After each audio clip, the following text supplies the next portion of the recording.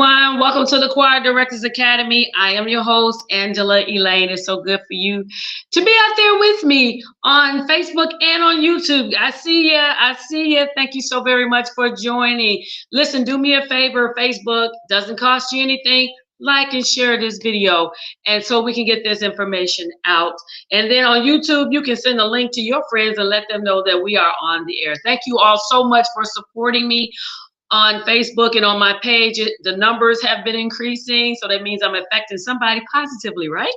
And then also on YouTube, my subscribers are growing. Soon I will make my first 1,000 subscribers. That is so exciting. So keep sharing the word and keep getting this out.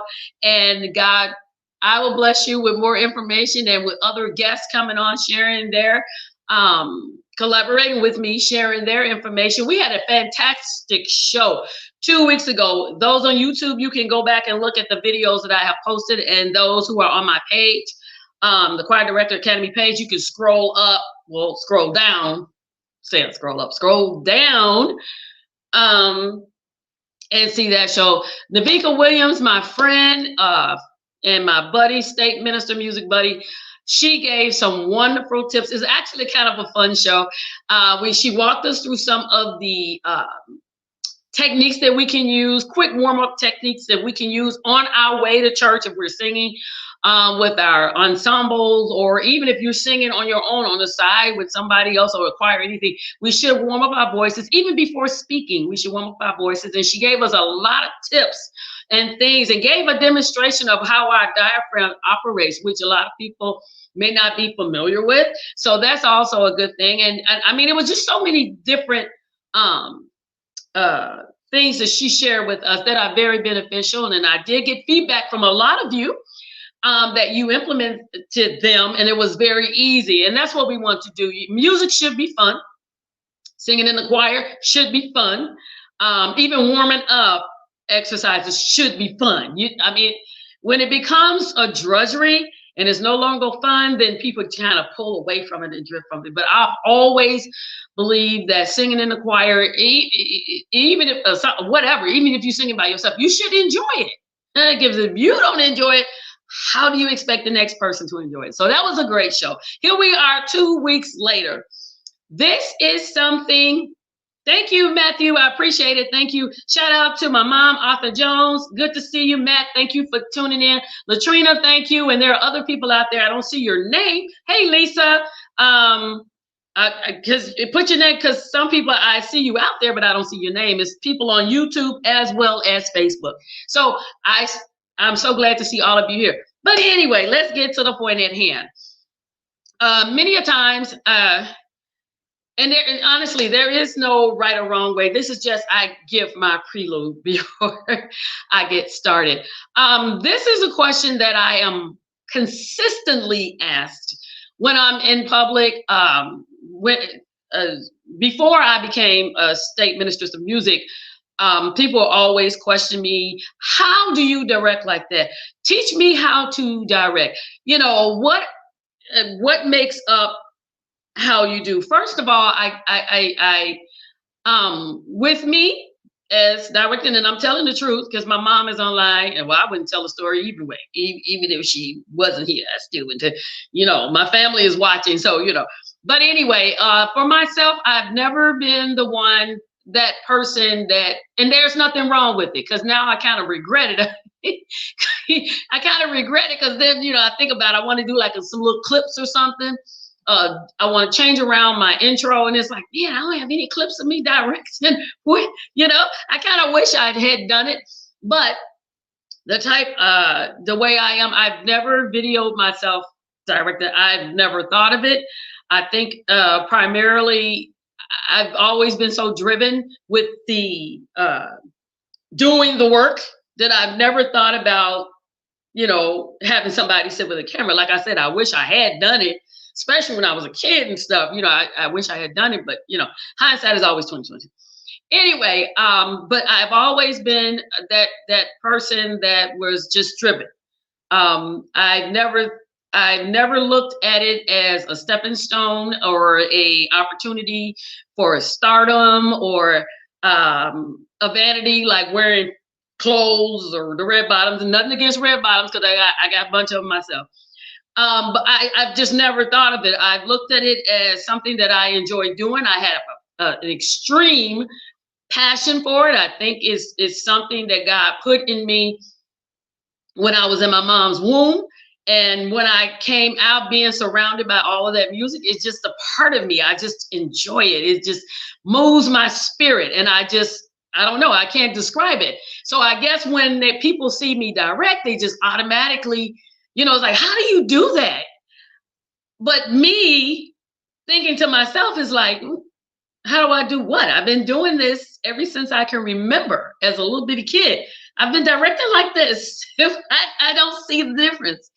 And so I don't really evaluate myself. I just get up, I do what I do, and to God be the glory. That's how I look at it. But then, it was funny because when I posted this question, one of my friends, hey, Shanita, one of my friends, she said, let me capsulate this for you. Because, when you do things and you have a passion for it and you love it, like this sharing, I love sharing information with people. I personally, this is me. And that's probably, some people say that's probably why you're never going to be a superstar. I don't care. I'm a superstar with God. That's how I look at it. God sees me. I'm God's superstar. He can take me places, and he has already taken me places with my gift that I never thought I would be. I'm grateful, and I must give a shout out. Oh God, her name just slipped my mind, but she has a Runwell magazine, and I'm one of the featured artists. I'm the artist that she featured this year. When I get a chance, I'm gonna post it on my personal page and also on the choir director's page. There's a write-up with me, and she just wanted people. She said she felt that she seen me do something, and she just felt that I was a person that everybody should know. I thank God for the opportunity. I thank him for the gift. I thank him for the responsibility of the gift. I believe in sharing information with people because I realize I can never share everything that I know.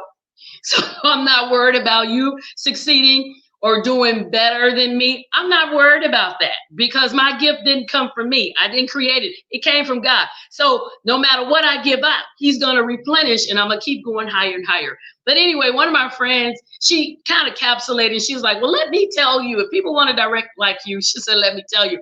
And I told her, she wrote it up, and I said, okay, I'm going to read it, whatever. But she's like, they want to direct like you. Here are my cliff notes. She's like, get to know Jesus, go to a place of consecration, allow the Holy Spirit to speak to you. This was, she said, learn sign language. I learned it in grammar school. And I don't even know why I learned it. I saw it in a dictionary, and I just decided to learn it. And I don't know. But anyway, she said, be a prayerful person because everything you do, from choosing songs, breaking down parts, rehearsal, preparation, displaying much godly patience during rehearsal is a requirement. Practice, practice, practice. And she says, follow the flow of the Holy Spirit during the performance. I never thought, I'm kind of looking like, how does she get all of that? Because that's definitely not what's on my mind when I am doing whatever it is that I do. But as I began to sit down and think about it myself, since people are always asking me, and God has blessed me to be successful, I thought about it, and the first thing came to my mind was motive. That's for me. So that's something that you can think about. People say, I want to direct just like you.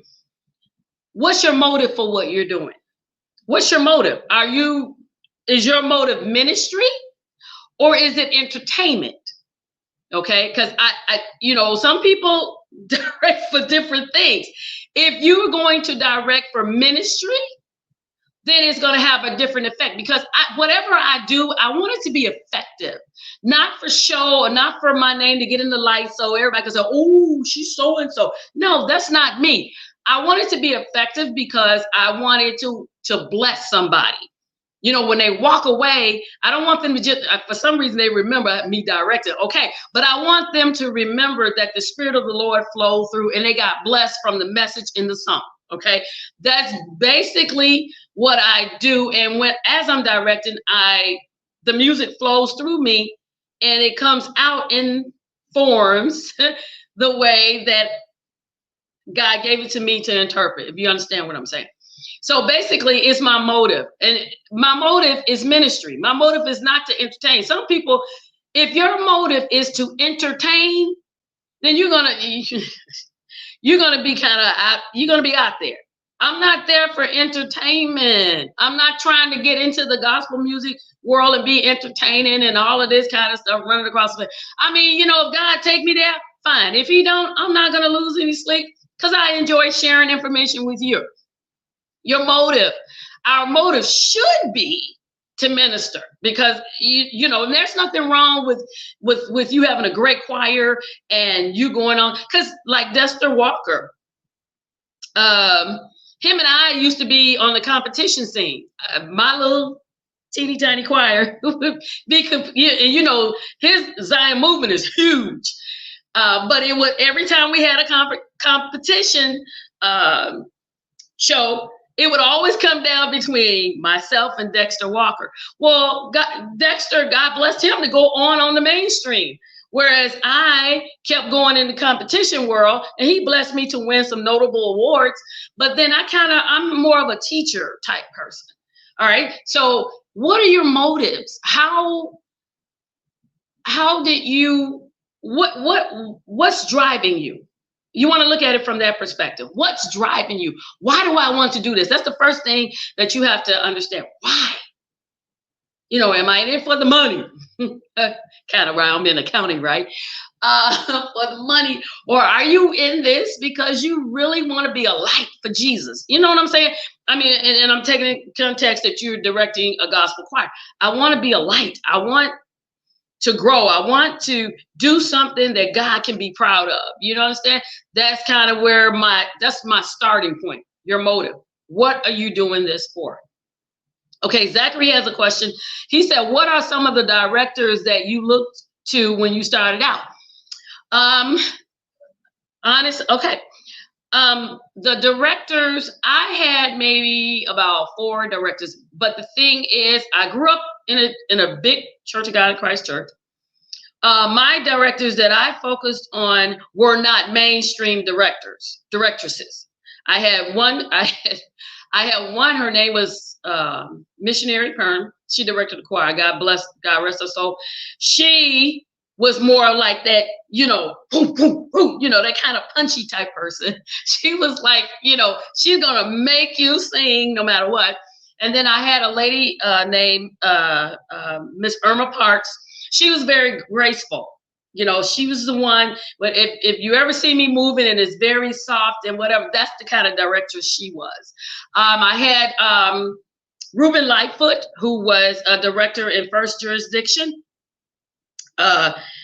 He was very good at what he does. He could teach very well. The more pronounced one that you all would know is Dr. Maddie Moss Clark. Okay, she was the president of the International Music Department. She would come to Chicago when we had when Bishop Ford was presiding. Before Bishop Ford, it was before Bishop Ford, but she would come. We had UNAC back in the day. I was a little kid. United Auxiliaries conventions. She was the director then. So that's somebody that everybody knows. I was actually afraid of that lady too. I really was. She scared me. But I enjoyed her because she was very knowledgeable. She was intense. I would just sit there like freeze, you know, like, oh my God, please help me get my part.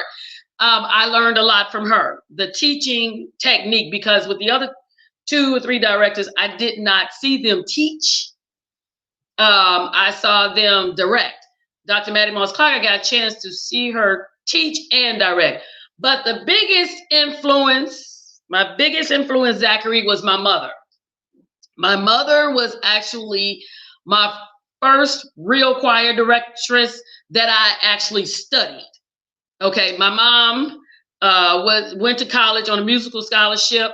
She played 2 instruments, and she actually taught the choir how to sing. She taught them how to sing.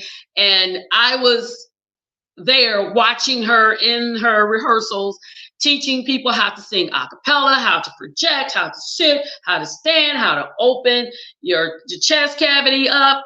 At that time, they told us to sing like we had an egg in our mouths, which gives you a psychological, uh, makes your body reacts to the psyche, your mind. Because in your mind, you're thinking you got an egg in your mouth, your esophagus, that area is going to automatically open up to allow the egg go down. So you constantly thinking that. That's the way they taught us back then. But she was the one that really taught. She had two choirs, children and teenagers. I was in both of them. And that's where I got my ground teaching from my mother, who was actually my first choir directress that I actually had a chance to work with.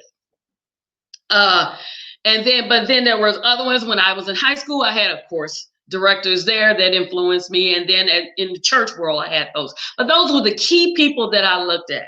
My mom, Dr. Mattie Moss Clark, Reuben Lightfoot. And then I had Ms. Parks and Mrs. Perham influenced me. So I hope that answers your question. Those are the main ones because I was closer to them. I wasn't as close to Dr. Mattie Moss Clark. And I used to call him Mr. Reuben Lightfoot. But I was close enough in that I was there watching them while they did what they did. Okay, so that was part of my influence as well. But most of the time, and I want to stress to you, and thank you, Zachary, for that question. I appreciate that. I want to stress to you that just because a person is not mainstream does not mean that they can't give you information. I want you to keep that in mind. Yes, it's good for us to have, and I'm going to have more renowned directors and directresses come on the show. I'm getting that lined up for you now. But I also want to encourage you not to despise those who are not in the know. Don't despise them because there are a lot of unsung heroes out here. There are people that are watching now that really are good at what they do. They just don't have the name, the backing. You can learn so much from them. And they will be more willing to share with you, as myself, okay? But they will be more willing to share with you things that you may not get from a regular seminar. Because when they have these seminars set, like Chicago Mass had a very good seminar. I think it was during the pandemic they had it. I can't remember, it was November, December or something, or somewhere in that area. But anyway, that was a great seminar, but if you were a beginner, you didn't get much from it because everything was already taught at an immediate, intermediate, or an advanced level directing. So it would have been hard for somebody that's coming in trying to learn, it would have been hard for them to really grasp the fundamentals because you're struggling trying to understand what he's talking about. So I mean, in that case, so I'm saying if you find somebody who you see and they demonstrate in their rehearsals how they do things, and when we get back out of the pandemic and things shift around and I get placed where I'm supposed to be placed, I will start having the rehearsals live stream, which will give you more insight and technique. And when I'm doing it, I'll be driven. I'm telling you ahead of time, I'm driven. And I'm not going to stop and answer questions to you. I'll be focused on what I'm doing so you kind of see me in action. So don't get deterred about it. But, put your question down and then I'll come back to them. Lisa Ivy, she said, what did she say? Let me put it on screen so I can see it. Sorry, Zachary, I meant to do this to you as well. What inspired you to direct? I think my love for music. I've always, ever since I can remember, I know my parents told me that my dad is a classical music enthusiast. And I love the orchestra. Honestly, that's probably what I would prefer to direct, is conduct rather, is an orchestra. But just to see everything come together, all of these musical instruments, all these people come together and everything just blends. And it just moved me as a child, as a little bitty kid, just running around and just, it's just, I don't know. It just motivated me. I think it was innate, but it just motivated me. And then going to church, raised up in a church, quite a nice sized church. I seen my mom direct. I seen the other people directing, but like I said, I wasn't direct. I didn't want to direct because of the notoriety or the attention that they got. I wanted to direct because it was music, and my spirit, my mind, everything just came alive. That's the best I can say. It just comes alive whenever, even now, when I stand before a choir and I get ready to direct, I don't even have to know them, but I just automatically I just have that pull. Well, I'm pulling in the musicians, I'm pulling in the sopranos, alto tenor. I just pull them in. I don't know. At least I guess I'm saying it's from God. That's the best way to put it. But I don't know. It just comes alive in me. And I know this is what I'm supposed to do. I just know what I'm supposed to do. I never really. Now you got me thinking. There's probably going to be something I'm thinking about tonight. Why am I really directing? But I mean, that's the best that I can come up with now. Is that I'm just motivated when I see it, when I hear all of the instruments, when I hear the voices. I just feel like it's my job to bring it all together and make it come together and present it before God. I don't know. I guess it's like Drumline, the movie Drumline. Everybody's just so intense. That's pretty much me. Like the conductor, that's just me. I just love the sound. I love the togetherness. I love the one sound. 15 sopranos, but they sound like one. That kind of thing. And just to bring it all together and hear it make a melodious sound. I think that's what inspired me. As far as I know, it's been with me ever since I became cognizant of myself and my instrument, wanting to just understand music, wanting to understand how it affects people, to see the effect of it, not the glory of it, but to see that hard work and determination comes together. And then to see people rejoice and feel good. They may be sad at the moment, but to see them rise up out of that sadness and become happiness, become encouraged with what's going on. I think that's what did it, and to know that I can have a part in that, bringing all of that together. I think that's what it is. Lisa, now I got to think on it. Thanks, Lisa. But now I got to think of it. David, what you say? Right. There are people with no platform that I admire and glean from. Learn some. Exactly. Lisa, what you say? I was appointed by my late Pastor Harris and grew from there. Yeah. I mean, it's just something. It just comes out. So my motive was ministry, and it still is ministry. That's honestly, that's something that I never get tired of. When your motive is in that way, you never get tired of it. It's like you get tired in the sense you may get sleepy, or you're like, oh my God, I need a break or whatever.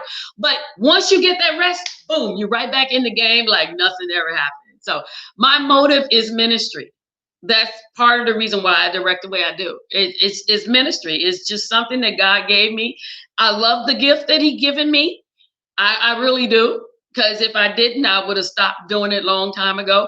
It doesn't matter how many people. I can have 3, I can have 15, I can have 200, I can have 1,000.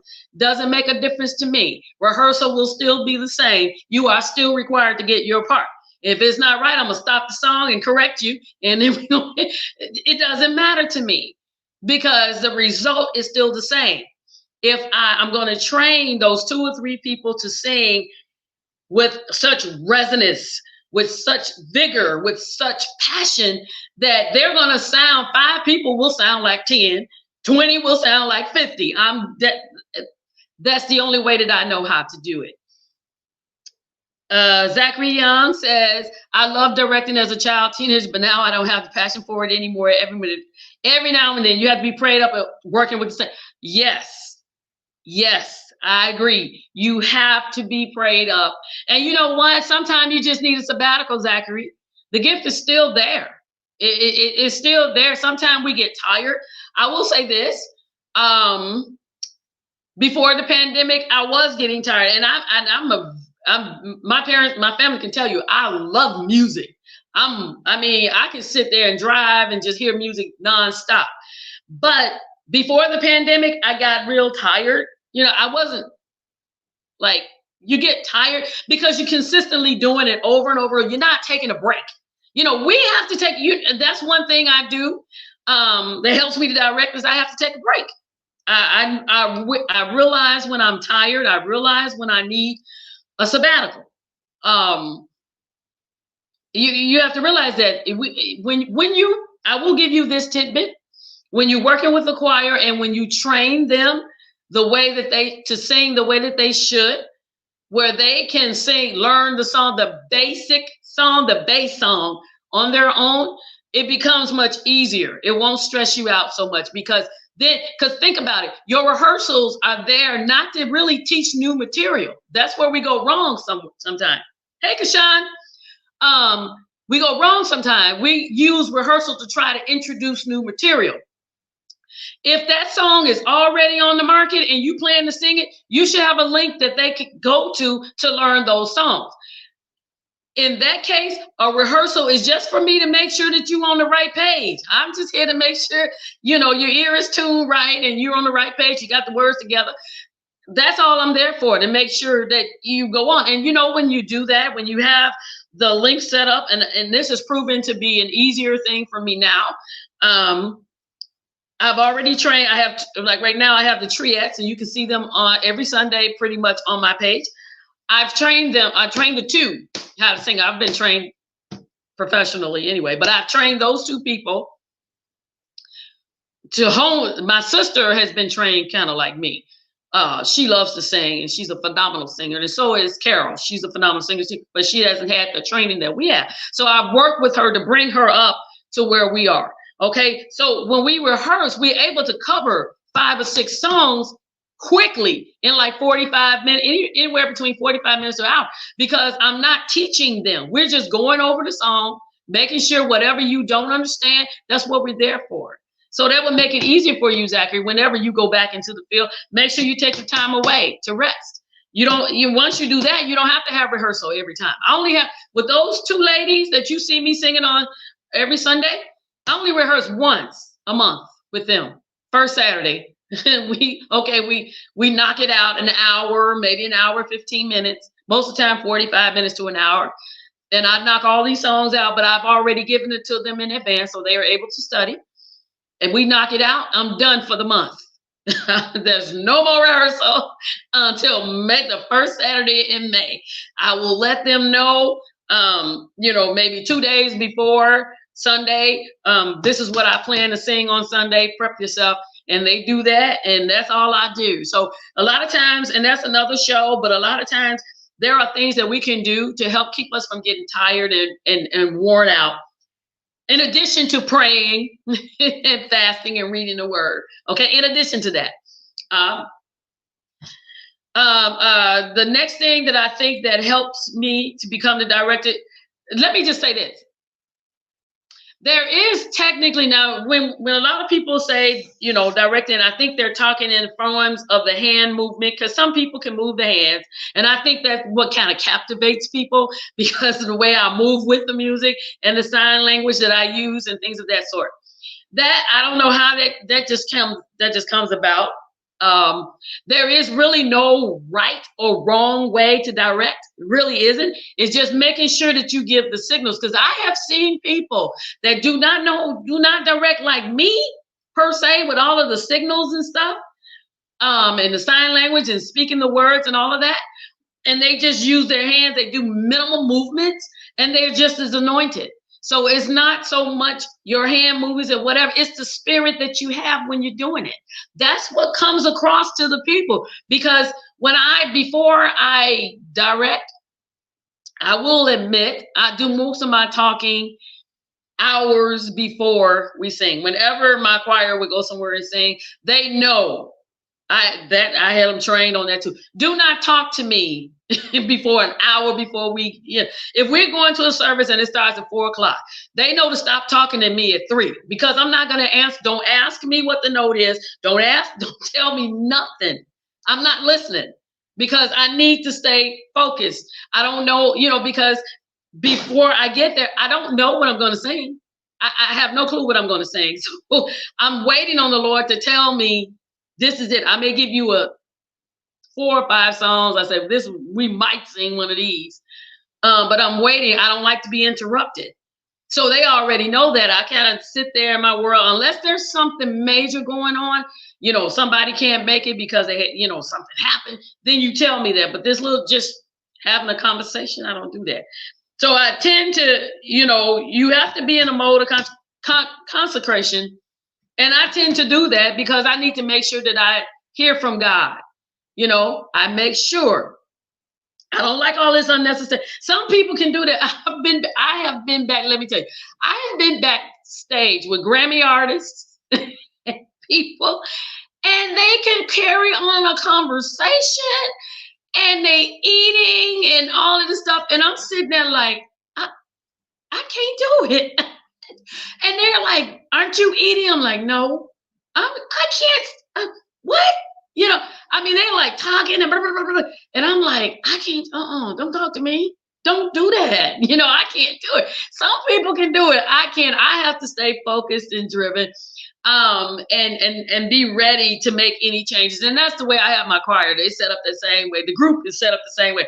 I know. Leave her alone. Pray for her in the name of Jesus and leave her alone. Let God talk to her. Keep your spirit clear. I always make sure my spirit is clear, you know, when I get up, because I want people to feel the presence of God coming through me. I want them to feel the anointing come through me. I know we use the word anointing so generically now, but it still has the same power when you are prepared. You have to prepare yourself before you go there. Because remember, I always tell you all, the choir is only going to give you 80% of what is the 80-20 rule. They're going to give you 80% of what you dish out.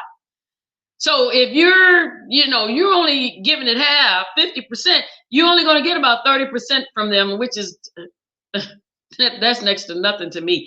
I expect 100% of your 80%, so that people won't even know that you're giving me 80%. I know it, but you don't. Everybody else don't know. They think you cutting 200. I know you at 75, but I'm not going to say anything. You know what I'm saying? So I want the Spirit of God to have a free course, because sometimes we practice a song a certain way, and that's not what God, you say, well, that song has 4 pieces and I want to sing it. That may not be what God wants. He may only want you to sing the first verse once, and then the last part umpteen times, and that's when he comes in and bless the people. So you have to be kind of tuned to that. Okay. My next thing is dedication. I believe that is what drives me to be good at what I do. To God be the glory, of course, is my dedication. I'm very meticulous about what I do. I study my music. I don't care if I do know the song. I will study that song, like whatever the group is singing on Sunday. Between today, well, I've already listened to it at least 50 times before we even have rehearsal. I can guarantee you, any song that we go over in rehearsal, I have heard that song repeatedly, at least 25 times. That's the minimum. And that's if I know the song front to back. And when I say I know a song, that means I know every part. I know every movement the musician should be playing. I know everything about that song. I can sing their part. I can tell you where you're at. I can stop a song at any moment and tell you that's not the right note. This is what you should be singing, and sing the note for you. And then give the pitches again, and then we keep on moving. And I know those songs in and out, and that's my level of dedication. I make sure that I know that song. And so if the musician doesn't come, all I need is a pitch pipe, and I can give the pitches and keep moving. This show will not stop. And if you don't want to play right, guess what? Scoot over. Let me get on. Now, I may not sound as good as you, but we'll get the job done. You know, I'm that dedicated director. Now, I'm never rude or mean. And I mean, Lisa has been in my rehearsals. Lisa Ivy has been in my rehearsals, and she's worked with me. I'm very meticulous about that. I mean, I'm respectful to people. I'm not mean or belligerent, but I make sure that if anybody in your choir should not know the song better than you. Even if you should know music well enough to that even if they do know that song better than you, they don't know they know that song better than you. But if you understand what I'm saying, because there have been times where they know the song and I I'm sitting there like, oh, I can't remember. Like, oh my God. And they may sing it, but because I know music and I know chord progressions and format, I can catch on real quick and keep going. And they won't even know that I don't know the song. There have been times I directed the song, had no clue what the song is, but with chord progressions, it's only 7 of them. So, or 8, 7. And I mean, they only can really go so many different ways. The basic chord structure can only go so many different ways. So, once I hear you go through the stanza once, I'm pretty much on point. So when you're dedicated, you learn your craft the best that you can. You give it the best that you can, because nobody wants a director or directress standing in front of them and they have no clue what's going on. Do not ask me. The worst thing you can do for me, if I'm sitting I'm in your choir and I'm in the audience, the worst thing you can do is ask me, what's the note? What key? What? You already lost me, because that's something that you should know. If you don't know, then you need to get there earlier with the musicians and find out what key is in, and kind of go over things to make sure everything is right? If you are the leader, you should be on point. Hey, Tommy, good to see you. Natalie. Yes, Natalie. Exactly. Natalie says that's preparation. Exactly. Natalie said they call me the near Nazi. Hey, Darius. Good. Natalie is another one. Now, I got to get Natalie on here. She's a phenomenal musician and music and teacher. She's phenomenal. I mean, she can play. Oh my gosh, she can run rings around me. No shame in my game. I'm not one of those people that can't promote somebody else because they're better than you. That's your gift. That's your gift. Okay. But I mean, I think that's what it is. My dedication. I always make sure I'm prepared. And even if I don't know the song, I'm prepared enough in the field of music. I know enough about music theory that I'm able to flow through it. I don't fake it to make it, but I can flow through it. And some people who know me, I remember once I had I was singing at a jurisdictional meeting. And they called me up there to sing this song that I did not know. And literally, I was just ad-libbing. I was like, oh my God, I didn't know. And my only people who really didn't know that I did not know that song were my parents and my sister and my brother. They were looking at me like, what were you doing? I have no idea. I just would just freelance, like, okay, whatever came to my mind. And when I stopped, when I didn't know what else to say, I just started jumping on the stage, just jumping. I didn't know what else to do. And my dad was like, you absolutely did not know what you were doing. I said, no, I didn't. But nobody else did. The choir thought I was phenomenal. They were just like, girl, you did that. Right. I'm like, whew. Thank you, Jesus. Another day saved. But I'm saying being in dedication, understanding, that was kind of funny to me. It was embarrassing, but it was funny. But being dedicated affords you that extra cushion of confidence to be able to do whatever that job is. So first my motive, then dedication. Then I think another part of it that teaches me how to direct is learning. I'm always learning. I think that's a great trait to have as a choir director, is a spirit of learning, not necessarily with music all the time, but other disciplines, psychology, science, medicine. I like to learn so many aerodynamics, I just love learning, period. I like to learn something every day, even if it's just famous quotes or non-famous quotes. Just keep that spirit of learning, because when you're talking to people, even in music, when I'm trying to explain something and they may not understand me, I can take something from another subject that they may be more familiar with and use that to translate into an idea that they can understand and correlate with what I'm trying to do. My father always told me when I was going to college to be an accountant, he told me to learn that subject. And he said, if I cannot take what I know and translate it so that I think he said 3-year old, 5-year old, but anyway, a little child can understand, then I don't know my subject. So that's how I treat music, the same way. So I learned so many different things so that if I'm talking to somebody and they may not understand what I'm saying, I can take another situation or scenario, translate it, and kind of correlate it to where I'm trying to get you to understand and to help them. You'd be surprised. And then it also keeps me learning. I'm always learning from people. It doesn't matter to me. Get to the point where you learn from anybody. I'm not saying that everybody is right. That's not what I said. I said learn from anybody. Keep a humble spirit of learning. You'll be surprised. There are so many people that are walking around that are, living legends or just encyclopedias of knowledge. And because they don't necessarily look like you want you or you're expecting, you may miss out on some integral knowledge that can carry you further. And I can't tell you how many countless people I have ran into that I didn't know they were like masterful musicians or masterful scientists, and they just talk about things and you just sit there like, oh my God, they expound on things. And so that makes me smarter.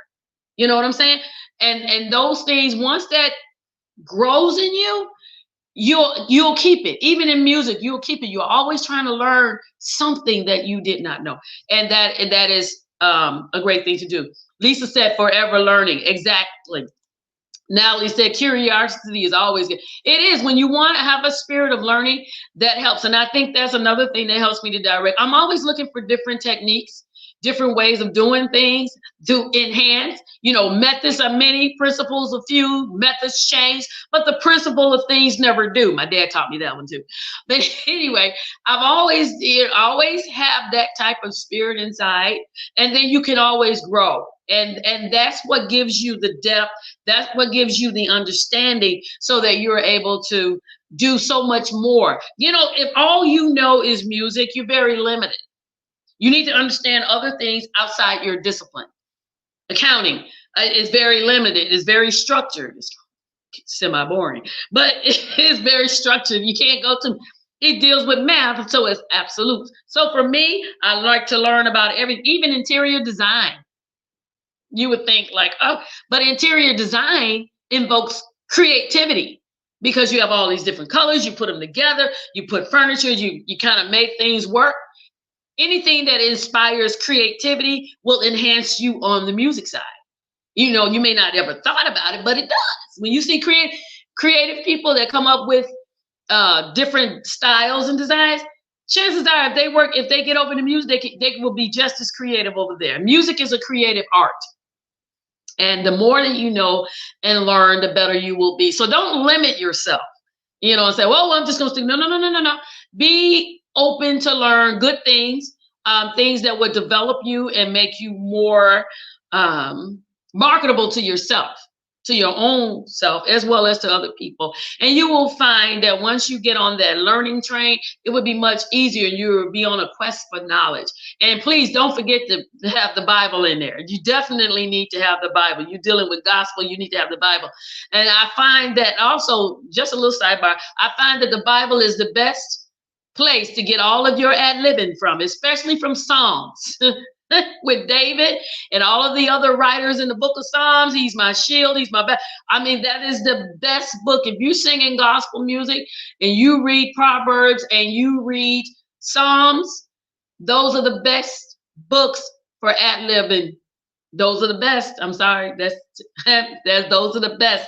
I can tell you, whenever I sing a song, if I can't, right away something's not jumping in my mind, I automatically go to the song, start singing one of the songs. Hey, the priest, the rabbi is singing, why not me too? That's how I feel. Priscilla said the sky's the limit. Exactly. Darius said, yep. And seriously, the Bible is like the best. ad libs. I mean, you can always, if you're talking about praising, you always throw in, I will bless the Lord at all times. His praises, my soul shall make her boast. And I mean, you can always throw in one of those. So though the book of the Bible is the best reference when you're doing gospel, and also learn other things. And all of that, if you ever get to the point where you start doing a lot of public speaking, all of that will assist you in delivering the message that God gives you. I know you didn't ask for all of that, and but that just came out. Okay. And also for me, that helps me in my directing. Some people call it, they say it's not necessary, but my appearance helps me. Whenever I'm standing, like most of the time in our churches, we're standing, in my local church, I stand on the floor. But when I directing for, the Church of God in Christ, the national, when we have jurisdictional or whatever meetings, we're basically standing on a platform in front of a lot of people, in front of you and behind you. And I always make sure that my appearance, I check myself in the mirror. I used to be a model. In my earlier days, right? When stuff started getting crazy, I said, toodles, I don't want to do this anymore. I've always been taught, you always stand and you circle yourself in front of the mirror. Always make sure that I'm presented properly. Why? Because first of all, the worst, I've seen directors do that, directresses and directors do that, pulling and stretching stuff. You don't, when you stand before people, you want to make sure that you're right. I know people have an issue with that. I can't do anything about that. All I know, I mean, I tend to dress more or less. I am a fashion person. I'm that red bottom Louis Vuitton girl. Yes. But I also make sure that everything is right when I stand. I look at myself from all angles to see how I am. Ministry is not about being, hey, Demetria, greetings. Standing on the platform, ministering through your gift is not the time for me to draw attention to my body parts.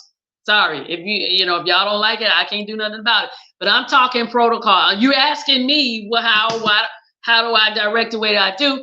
Because I've always been taught that there is a proper way to stand, to present yourself before people, right?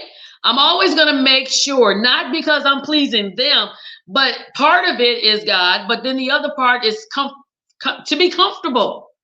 I cannot stand there and I have to be free. When I direct, I have to be free. I have to be able to move my arms. I have to be able to do my step. I mean, if you ever get a chance to see me, when I'm up there directing, I don't see the congregation. All I see is the choir and the musicians. And they'll tell you in a minute if something is not right. I cross my eye, I kind of cross my eyes and look at you like, what you doing? I mean, that is very comical. People laugh because they say I do it comically. I don't know. That's just the way I am. But I have to be comfortable because I'm standing on the platform in front of a bunch of men. Generally, they have me standing there, and it's like, I don't want to stand here. Can I stand on the floor? No, you're too short. We can't see you. All right. So I stand up there on the platform. I always make sure that everything is at the proper, the proper size, the proper length. No, you don't have to be Granny Sacks. I ain't telling you got to wear it all down your ankle because I don't do that. But I make sure that everything is just decent. So they don't, it's like, so that the people can enjoy what you're doing. You don't want people looking in the ceiling and, doing all this kind of stuff because they don't want to be accused of lusting. And you know how folks do. We ain't got time for that. Okay. I'm here to do a job. And that's what I'm here to do. And I like to be comfortable in what I do. So I make sure that everything is fitting properly. Demetria, no distraction, but true, Demetria. No distractions. Thank you, Demetria. My sister said I do. But it's honest. I don't want to be a distraction, and I want to be comfortable because you know, most people see me get all, you know, like whatever, do my steps and, you know, whatever. I can't do that if I'm not dressed properly. If I know stuff is, you know, it's just not proper. I'm not coming to church to be sexy. I'm coming to church to minister, you know, to the people. And I just want to do this. And I'm always on a platform. I'm always, you know, so I can't, I have respect for the people that are watching me. I have respect for my sisters and their husbands. I have respect for myself. Now, I don't live in bondage because you know what, honestly, my normal style is like the British royal family. From a child, I've always been dressed in that fashion. So it's not hard for me at all. Like you see Kate Middleton and what Meghan Markle and all of them, how they dress. That's the way I was raised to dress. So, I mean, I'm going to stand before them, people that way. That's just, you know, that's just how I am. And I just think that when we stand before people, we should dress for the occasion. You know what I'm saying? If you're directing the choir, you don't want to be a distraction. You want people to get blessed. You want the word to come. Even when I'm sharing the word of God with the congregation, I still make sure that I'm presentable. I don't want them looking and, you know, just, they can't get with me because they looking at me. I don't want that. I want you to look at me as a representative of God. I don't want to be a distraction to the Lord. I want it to be a distraction to what he has given me to say. So my appearance has a lot. My appearance has a lot to do with how I direct, because if it's not right, I'm going to be like a stiff board standing there and everybody's going to be like, what is wrong with her? Why is she not moving? That's out of character for her. Okay. So those are like my main four as to how I direct the way that I do. And then like Demetria mentioned on there, practice, practice, practice, practice, practice. Practice, practice, practice. Get in that mirror and practice, practice, practice. What'd you say, Tommy? That's my other little mentee. Mama, please say that for these down south. I'm not dressed to be sexual. Tommy. Okay, Demetria said, distractions prevent people from the words being sang. There is a sexiness and modesty that women need to realize and return. Demetria Brand Triplet. She is also a phenomenal minister of music from the South. She knows my family very well, and I know her family very well also. Zachary says, is Rose still good for today? I think so. I personally, I think so. I don't think we should wear those heavy robes. You know how they used to be real heavy where they make you sweat. I think you can have them made very lightly. I personally think for choirs, I would just say make it a very, very light material. But I personally think, because everybody doesn't have the same understanding when it comes, you know, when you say fashion, everybody's idea of fashion is different. It's different. And you sitting there like, okay. So I personally, if it's a choir, even if it's a nice size little group, maybe 6 to 12 people, I would still say, I don't find anything wrong with it. I would just say, you know, make sure the material is light, especially in the summers, because, you know, people you don't want to be hot under all of that. Okay. Tommy says, bring spirits in for real. Seriously. You know, so those are the things, the 4 things that really that kind of motivate me to direct the way that I do. And like I say, you must practice, practice, practice. Get in the mirror. Family, get in the mirror so you can see how you look. Okay. You know, some people, sometimes I wonder, I see them, I'm like, you apparently didn't get in the mirror today. Get in there and practice. You know, put songs on. That's another way. Back to your point, Lisa. That's another way that I learned how to direct. I just got in the mirror and put on my mother back in the day had all these LPs. So she would play them for us anyway. You know, you had like 2-3 hours of church music. Dr. Matty Moss, Clark James, Cleveland, everybody, Tommy's. So she would play them all, stack them up and play them all. So what I would do while she playing them, because she blast them through the house. So I would get in the mirror and just practice, just flow with the music and just practice, and just work out my soul salvation. Uh, and just did that. I mean, you have to practice. It's not going to come overnight. It's not something that you can go to bed a blunder and wake up a wonder. This is something that's got to grow up in you.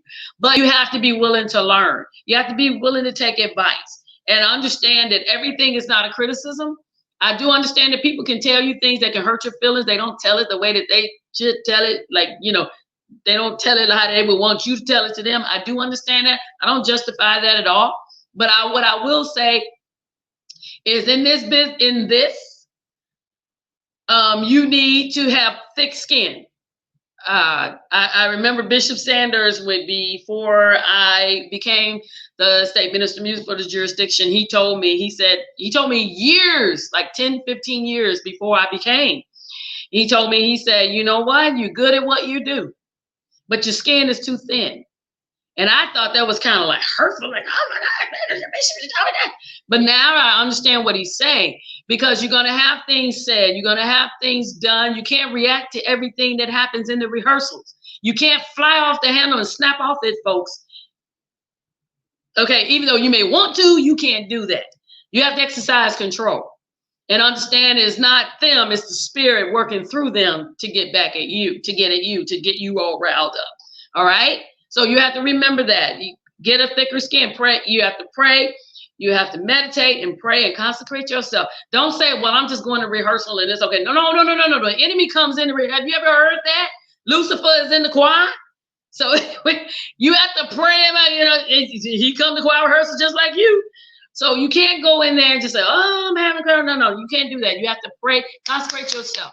Get yourself in a mode, in that mode. So when you come in ready for battle, not with a mean spirit. When I say prepare for battle, means that whatever happens, you expect it. If you got 30 folks in your choir, somebody gonna come in with the wrong spirit. So don't come in there thinking, everything. No, you just be prepared. That somebody, and if they don't, hallelujah. If they do, you were ready. Okay. Demetria says, you may have covered this. People need to learn to direct what icon. Yes, absolutely. That's definitely, when you direct, you have to be able to look at the people, look at the choir.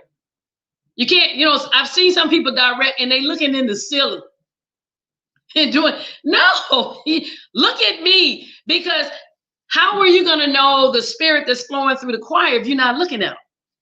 You could be singing something and they're not with you at all. They singing the wrong words. They when you're not looking at them, there's a tendency for them to drift off. Then people won't watch. They'll miss cues. And then you sitting there looking at them like, why are you missing cues? They're missing cues because you're not looking at. You have to be involved in your music just like they are. And that's one thing about me. I'm not afraid to look at you. I look at everybody, and I'm definitely looking at you when you're singing the wrong note. I don't hide. I don't care if it's 200 people. I can hear that person way in the back that's out of tune. I kind of stand there and look at them like, really? They know that. And some people have gotten used to me. They just start laughing like, oh, my Lord Jesus. Yeah, because I heard you. I heard you.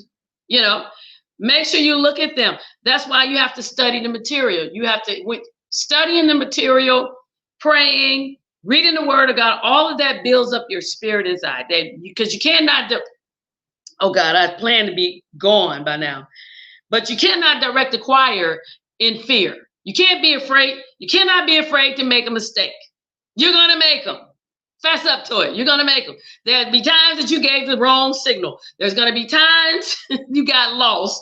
It's going to happen. It's going to happen. You're going to give a signal and they all missed it. It's going to happen. You can't cry and fall. You just laugh it off and say, okay, let's keep, just tell everybody, clap your hands, keep moving. Wait till you get the bearings and you get everybody on the page. Then we come back. All right. That's all part of building up your confidence. You have to do that. Let me go back up and get some of these comments because I want everybody to know Matthew Levy said robes work perfect because you can put it on to minister, and when you're done, take it off. Exactly. Demetria says you may have covered this. Yes. Okay. I'm sorry. Darius, what you say? Eye contact is right. Thank you, Darius. Musicians can't read minds. Absolutely. Lisa said, absolutely. I listen to the song repeatedly and practice in the mirror or in the car. Exactly. Priscilla says, no doubt about it. Yes. Darius says, universal hand signaling is so important. Different directors confuse me with their own signal. Exactly. And that's why I said you should practice in the mirror. You know, and that's what I mentioned earlier. I said there's no real concrete way to direct. I happen to be one that's very demonstrative. You know, if you get lost, I direct with such with a clarity that even the audience, they're singing with the choir, and they were like, they would come to me after church and they would say, they weren't even paying attention because I knew where you were going. You gave this signal and you did this and you said this, and I knew exactly what to do. And they were, okay, but it depends on your technique. And Darius is absolutely right. Everybody has their own way of doing it. I always say, if you give a signal, give some kind of word. If we're singing "Power Belongs to God," tap the part of the head. Make it clear what you're saying, because, like you said, everybody's different, and we don't want to take away the individuality of everybody. We don't want to do that, but we need to know where you're going. Don't make me guess. That's the wrong thing, because I'm on the side of the musician as well as the director. Don't make me guess. Because then it gets to the point where people you don't want people to dread twice. Glad to see you get up, and you want them to be excited to see you get up and hate to see you sit down. That's what you want. You don't want them to hate to see you get up. When the song comes, oh God, and then when you sit down, they all happy. You don't want that. So that's what I'm saying. You need to practice. You need to make sure that you give your signals. Make sure and the only way you can really give signals effectively is if you know the song. You should be, oh God, you know what? I'm gonna have to end this show and do another one. But when you give signals for a song, you don't give the signal when you're getting ready to go, when you're about ready to sing the next part. You don't do that. If we're in this, singing this stanza of the song, let me see. I'm sold out. But Hezekiah, I am sold out. My mind is made up. All right. If we're singing that, and we're just going through that, before we even get to my heart is fixed, you should be already told the director, the musicians, I'm going to my heart is fixed. Before the choir, they still singing I'm sold out and they still going on. But you should be telling the musicians, my heart is fixed. So then I'm going out to my heart is fixed. And then you keep going and let the choir go, my heart is fixed. Just something simple. I do that. Something simple like that.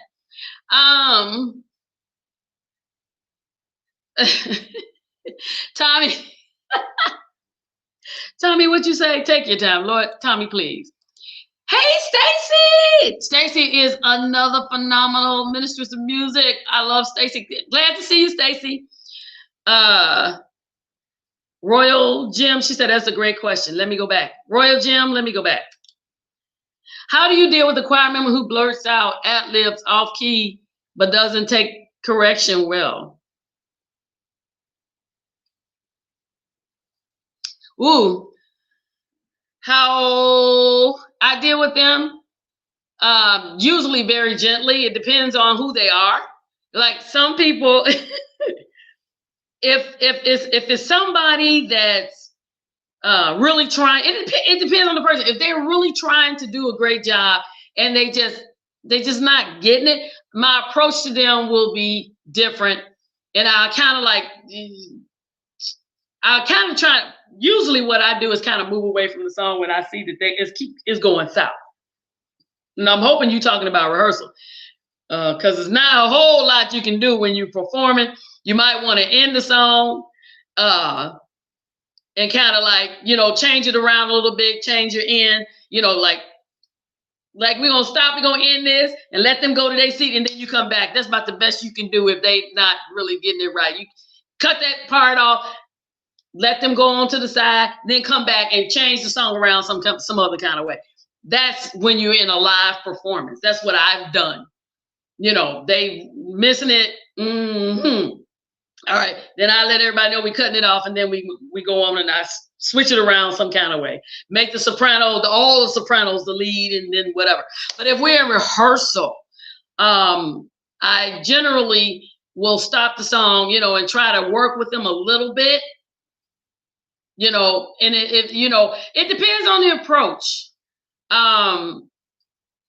and their spirit, because not all the time they. Let me. It depends on the approach. If the person is really trying, then I'm going to approach them very gently, because I don't want to discourage them. You just need to practice some other time. So I'm going to be very cautious how I approach them, because some people. Let me put it this way: some people automatically think that they're the best, they're the grandest singer there is that ever walked the earth. You can't change that until you get an opportunity to show them in a way that no, you're not. You just kind of work with them. So I would approach it very gently, you know, depending on who they are, how disruptive, because you don't want to kind of disrupt things. But I would definitely talk to them on the side. I wouldn't correct them in front of the people if they don't take correction well. You know, kind of pull them off to the side in the song, first of all. You know, kind of cut it off. So, okay, we'll go to this next week.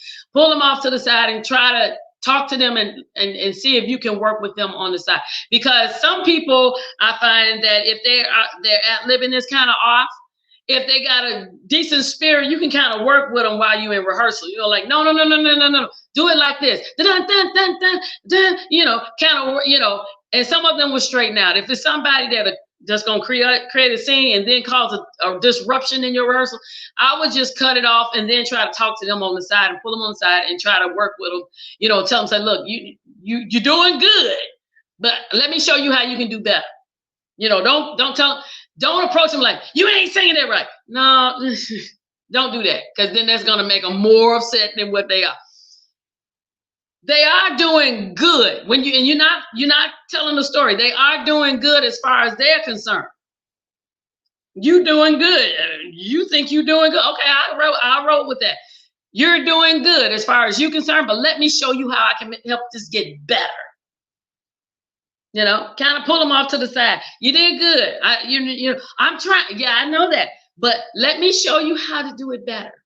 You know, kind of disarm it or diffuse that, because there's a post I put up. We are part-time psychologists. We have to know how to approach different people, diffuse them first, and then kind of work them on the side. I hope that answers your question. I truly do. Yeah, I truly do. Boy, I got so many people asking questions. I hope that helps you out. Demetri said, oftentimes, don't make me guess the direction you want me to go. It's a musician's nightmare. Exactly. Tommy, what did you say? That's a good one. Hey, Pastor Stone, good to see you. Blessings to you as well. Priscilla, what did you say? Pull off to the side and not embarrass them. Yep, exactly. Pastor Lloyd Brown, good to see you. Thank you so much. Good to see you. Hey, good to see you. Another question I got, Darius, how do you feel about changing keys for a particular lead singer in special cases? You know what? Sometimes I do. It depends on the song. I usually, like I say, I'm a pusher. A lot of times I push the choir to sing the song in the key that is originally written. I do know, however, depending on the development of the choir and depending on the level, the skill set of the singer, if it's more beneficial to drop it down a couple of half notes, then that's fine. You know, you you would know, or whoever the director would know, you know the abilities of your choir. All right. In a way, it depends on how you train them. Like I said, with my group, I've trained them to sing up high. With my choir, I always teach them on the first inversion. Then, you got the first inversion. I always teach them on that, or the second. Make them sing up high. So then I don't care what key it is, they can pretty much sing whatever it is. But in your case, to your question, that's totally fine. I know a lot of choirs do that. They change the key, drop it down a couple of half steps to make it easier, especially when there's a song that has 7 or 8 modulations at the end. It's better to drop it down a couple of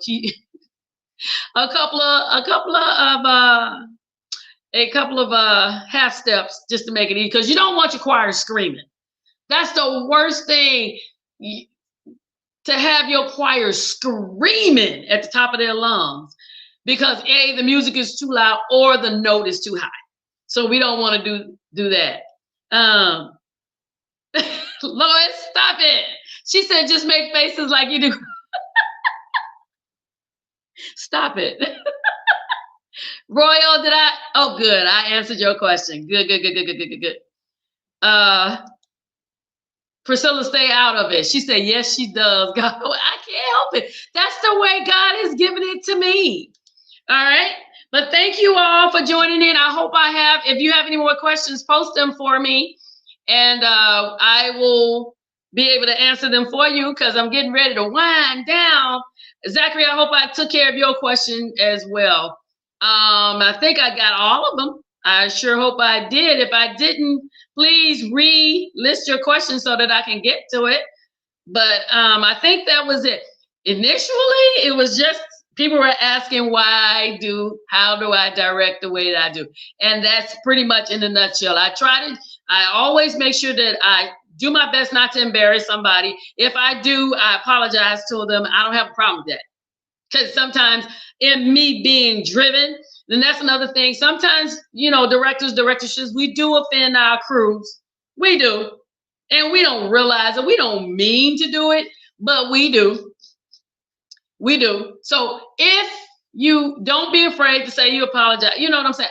Get past the nitpicking. You got some folks that they just whiners, okay? All right, but when you legitimately may have offended somebody, okay, I'm sorry. That was not my intent. And then move on. Okay, it doesn't move on, because you want to have a cohesive group, you want a family, and you want things to be done decently and in order. Thank you all so very much for hanging out with me. I enjoyed each and every one of you. Thank you for these questions. If you came in late, rewind. There was a lot of good stuff that happened in the beginning that you probably can benefit from. These are just my personal experiences. God has blessed me to win a lot of awards and things. And so I'm just sharing with you so that you can win some awards. I don't like being the only one. I don't. I just like for everybody to do well. That's just my nature. Variety is always good to me. It is. And I appreciate each of you. And I thank you. Thank you, Lisa. Thank you, my sister, Priscilla. That's my little sister. Natalie, thank you so very much. I appreciate all of you hanging out with me. Listen, like and share. YouTube, send the link to some of your friends so you can help them out. Hopefully I said something to help them. Help them out. And I appreciate all of you hanging out with me. Thank you so very much. You make my heart glad. At least I'm blessing and helping somebody. You all have a lovely evening and a lovely rest of the week. Take care. Stay prayerful.